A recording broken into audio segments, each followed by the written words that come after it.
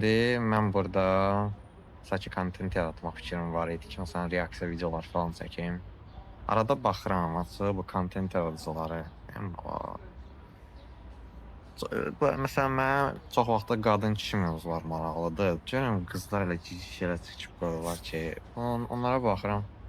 Deyirəm, yəni niyə də, yəni çoxsunun kifayət qədər həyat təcrübəsi yoxdur. Ümumiyyətlə bu qadın-kişi fərq eləmir. Çoxsunun heç həyat təcrübəsi yoxdur. Çıxıb belə, nə bilim, gic danışırlar da. Yəni ən çox qadınlara əsəbləşirəm. Proyeksiya eləməklə məşğuldurlar çoxsu.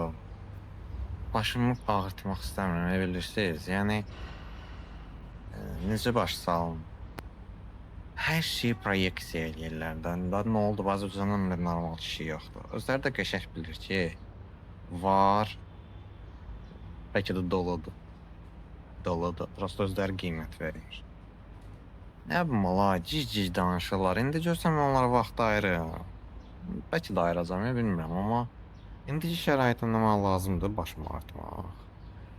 Şey danışırlar, nağıl uydururlar. Elə bilirlər ki, bu belədir, o elədir.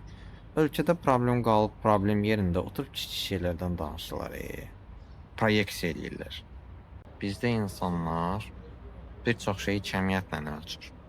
Keyfiyyətlə yox. Qadın, kişi fərq eləmir. Belə desək, hətta düşüncə tərzi də fərq eləmir. Elə bil fərqi yoxdur, müasir, köhnə fikirli, heç bir fərqi yoxdur. Bu millət nəsə belə ölür kəmiyyətdən ötürü, hansı ki özü kasıb zehniyyətdə yaşayır. Başa düşürsünüz? Ən çox da bax qadınlarda bax, bunu görürəm ki, daha bilmirlər də bunlar kişidən nə axtarır. Yəni okey də sən istəyirsən ki, yaxşı oğlan olsun da, yaxşı. Yaxşı oğlanın pulu olmasa məsəl üçün, yəni çox pulu olmasa da, belə deyil. İstəyərsən o. Əgər istəyəcəksənsə, lap əla. Əgər sənə həqiqətən də oğlanın keyfiyyəti lazımdırsa, lap əla. Niyə yaxşı oğlan qala sən pis oğlan seçirsən, sonra deyirsən ki, ölkədə oğlan yoxdur, gedirəm xarici oğlan axtarmağa. Axtar, özün bilərsən, mənim vecimə də deyil, get neysən. Öz işindir. Prosto ki, Azərbaycanda yaxşı oğlan yoxdur desəm də xeyir yoxdur, yəni.